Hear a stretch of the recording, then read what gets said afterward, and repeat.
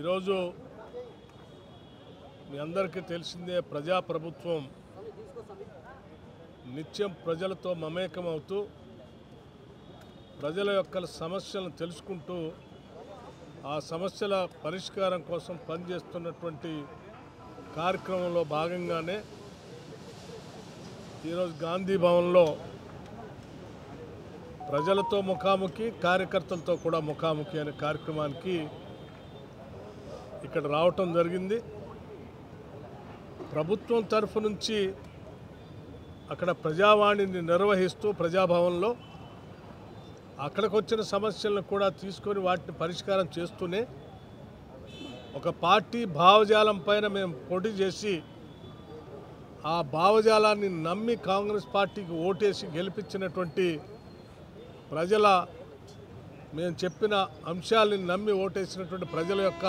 ఆశల్ని ఆలోచనల్ని నిజం చేయటం కోసం ఆ భావజాలాలని ఆలోచనల్ని ప్రజల దగ్గర తీసుకెళ్ళినటువంటి కాంగ్రెస్ నాయకులు కార్యకర్తల్ని కలిసి వారి అభిప్రాయాలను కూడా తెలుసుకొని ఆ సమస్యలను పరిష్కారం చేయటం కోసం కూడా ఇక్కడ పార్టీ కార్యాలయంలోకి వచ్చి ఇక్కడ ప్రతి మంత్రి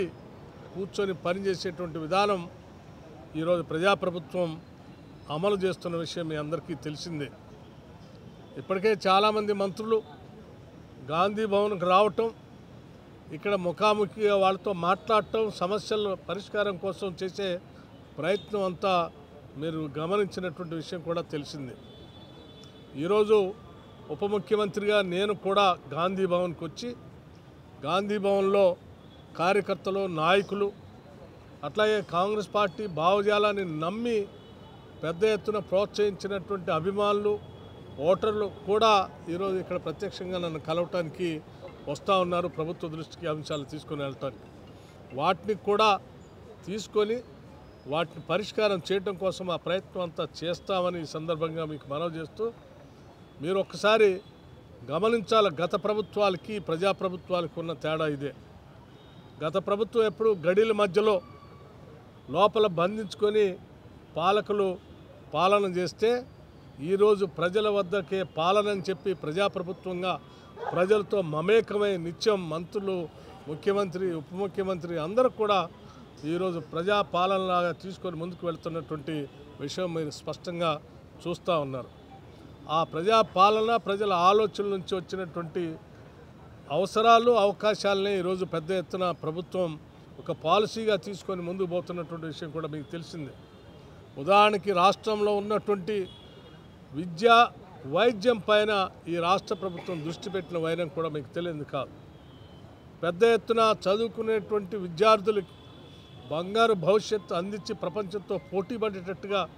చేయటం కోసమే ఇంటిగ్రేటెడ్ రెసిడెన్షియల్ స్కూల్స్ అని ఈరోజు ఈ భారతదేశ చరిత్రలో ఏ రాష్ట్ర ప్రభుత్వం కూడా చేయలేనంత పెద్ద ఎత్తున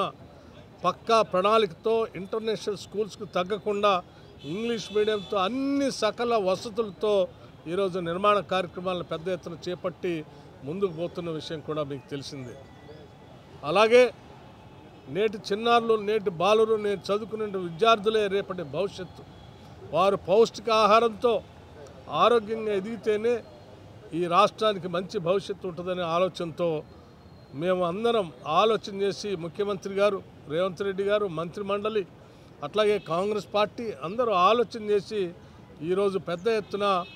డైట్ ఛార్జెస్ 40% పెంచి గత 10-12 సంవత్సరాలుగా పెరిగిన ధరలకు అనుగుణంగా ఏ ఒక్కరు కూడా ఆలోచన చేయనటువంటి పరిస్థితుల్లో ఆ పెరిగిన ధరలకు అనుగుణంగా వాళ్ళ డైట్ ఛార్జెస్ కూడా పెంచి వాళ్ళు పౌష్టికాహారంతో ఎదగాలనే ఆలోచనతో చేసిన విషయం కూడా మీకు తెలిసిందే. అట్లాగే 200 యూనిట్లు ఉచితంగా ఇచ్చే కరెంటు కానీ, లేకపోతే ఉచితంగా బస్సు ప్రయాణం కానీ, మహిళలకి 500 రూపాయలకే గ్యాస్ సిలిండర్లు కానీ, లేకపోతే ఇళ్ళు లేని నిరుపేద ప్రజలకి 5 లక్షల రూపాయలతో ఇచ్చే ఇందిరమ్మ ఇళ్ళు కానీ ఇత్యాది అనేక పథకాలు ఈరోజు ప్రజల కోసం చేసి ముందుకు పోతున్నటువంటి విషయం కూడా మీకు తెలియదు కాదు. ఈ రాష్ట్రం తెచ్చుకున్నదే నిరుద్యోగ యువకుల సమస్యల పరిష్కారం కోసం, వారికి ఉద్యోగ అవకాశాలు కల్పించడం కోసం. ఆనాడు కాంగ్రెస్ పార్టీ అధికారంలోకి వచ్చిన వెంటనే మేము రాష్ట్రంలో ఉన్న నిరుద్యోగ యువకులు అందరికీ ఉద్యోగాలు ఇస్తామని, పబ్లిక్ సర్వీస్ కమిషన్ ప్రక్షాళన చేస్తామని చెప్పినట్టుగానే రాగానే పబ్లిక్ సర్వీస్ కమిషన్ని ప్రక్షాళన చేయటమే కాదు, దాదాపు ఇప్పటికే 55,000 ఉద్యోగాలు రిక్రూట్మెంట్ సంబంధించిన నియామక పత్రాలు కూడా అందించిన విషయం మీకు తెలియదు కాదు. పబ్లిక్ సర్వీస్ కమిషన్లో గత 10 ఏళ్ళు ఒక్కసారి కూడా గ్రూప్ 1 పరీక్షలు నిర్వహించలేనటువంటి పరిస్థితిలో గాలికి వదిలేస్తే మేము వచ్చి కేవలం 7-8 నెలల్లోనే గ్రూప్ 1 పరీక్షను కూడా సక్రమంగా నిర్వహించి దశాబ్ద కాలం పైబడి గ్రూప్ 1 కోసం ఎదురు చూస్తున్న నిరుద్యోగ యువతి యువకులకి మంచి అవకాశం కల్పించిన విషయం కూడా మీ అందరికీ తెలిసింది. అలాగే పబ్లిక్ సర్వీస్ కమిషన్ క్యాలెండర్ను కూడా ప్రకటించి దానికి అనుగుణంగా ఎన్ని ఇబ్బందులు సృష్టించడం కోసం ఈ ప్రశ్నాపత్రాలు లేకపోతే పరీక్ష నిర్వహించకుండా దాన్ని ఏదో రకంగా తిరకాసు పెట్టి నిరుద్యోగ యువతి యువకులకి అవకాశాలు రాకుండా ఉండేటట్టుగా చేయాల్సిన అనేక కుటిల ప్రయత్నాలు ఈ బీఆర్ఎస్ పార్టీ లాంటి వాళ్ళు చేస్తుంటే కూడా వాటిని తట్టుకొని నిలబడి వాటన్నిటిని ఎదిరించి నిరుద్యోగ యువతి యువకుల కోసం పరీక్షలు నిర్వహించి ఈరోజు విజయవంతంగా మనం చేస్తున్న విషయం కూడా మీకు తెలిసింది. ఇవన్నీ ప్రజల విజయంగా ప్రజా ప్రభుత్వం, మీరు ఏర్పాటు చేసుకున్న ప్రజాప్రభుత్వం మన అవసరాలని తీర్చిదిద్దుతూ ప్రజల విజయంగా ముందుకు పోతున్నటువంటి సందర్భంలో ఈరోజు రాష్ట్ర ప్రభుత్వం సంవత్సర కాలం పూర్తి చేసుకున్నటువంటి సందర్భంగా చేస్తున్న కార్యకలాపాల్లో కూడా మేము ఎప్పటివరకు చేసినటువంటి అంశాలని భవిష్యత్తులో చేయాలనుకునేటువంటి అంశాలను కూడా చాలా స్పష్టంగా చెప్తూ ముందుకు పోతూ ఉన్నాం. ఉదాహరణకి రాష్ట్రంలో సగభాగం జనాభా ఉన్నటువంటి మహిళలను దృష్టిలో పెట్టుకొని మేము మహాలక్ష్మి అని చెప్పి ఒక పథకాన్ని ప్రవేశపెట్టే కాకుండా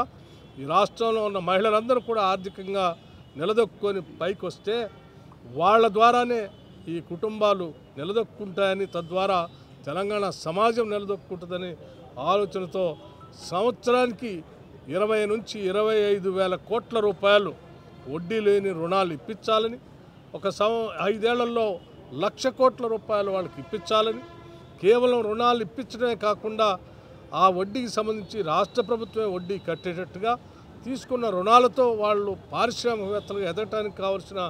వ్యవస్థలను కూడా రాష్ట్ర ప్రభుత్వం ఏర్పాటు చేసే దిశలో ముందు పోతున్న విషయం కూడా మీకు తెలిసిందే. దేశంలో పరిశ్రమలన్నా, ఎనర్జీ అన్నా, లేకపోతే విద్యుత్ ఉత్పత్తి అన్నా అదానీ అంబానీ లాంటి వాళ్ళే గుర్తుకొస్తారు. అదానీ అంబానీ లాంటి వాళ్ళ చేతుల్లో పోయేటువంటి విద్యుత్ ఉత్పాదనకు సంబంధించినటువంటి సోలార్ పవర్ ప్లాంట్ లాంటి వాటిని కిందికి తీసుకొని వచ్చి మేము ఈ రాష్ట్రంలో ఉన్నటువంటి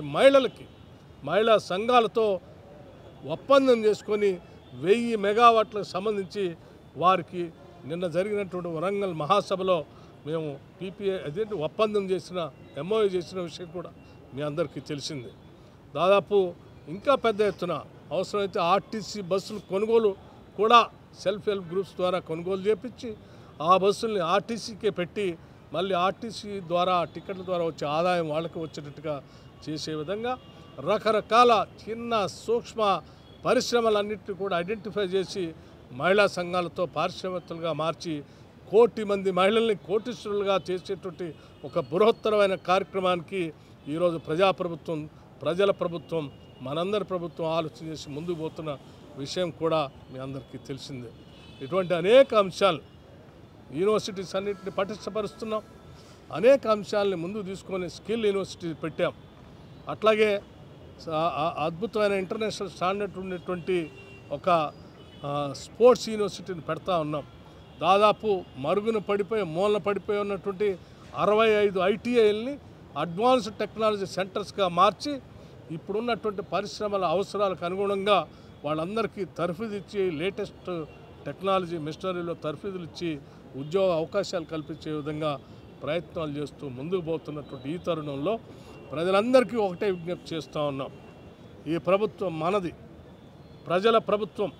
పేదల బడుగు బలహీన వర్గాల మధ్యతరగతి ప్రజలకు సంబంధించినటువంటి ప్రభుత్వం, ఈ ప్రజాస్వామ్యవాదుల ప్రభుత్వం. ఈ ప్రభుత్వం చేసే కార్యకలాపాలని ప్రజలకు అందకుండా చేయాలని,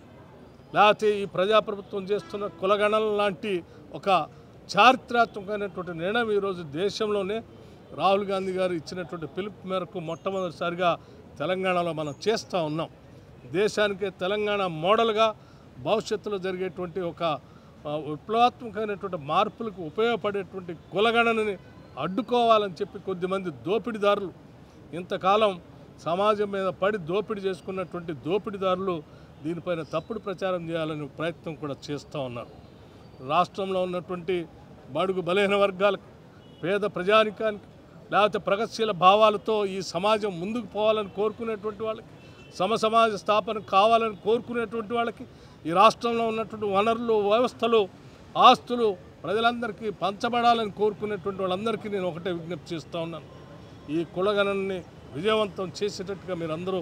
సహకరించవలసిందిగా కోరుతూ, తద్వారా ఈ తెలంగాణ రాష్ట్ర నిర్మాణం, ఈ సమాజ నిర్మాణం భూస్వామ్య ఫ్యూడల్ వ్యవస్థ నుంచి బయటికి తీసుకొని వచ్చి ప్రగతిశీల భావాలతో కూడినటువంటి సమసమాజ స్థాపన కోసం పునాదులు వేసుకుందామని చెప్పి ఈ సందర్భంగా మీ అందరికీ నేను మనవి చేస్తూ ముగిస్తా ఉన్నాను. నమస్కారం.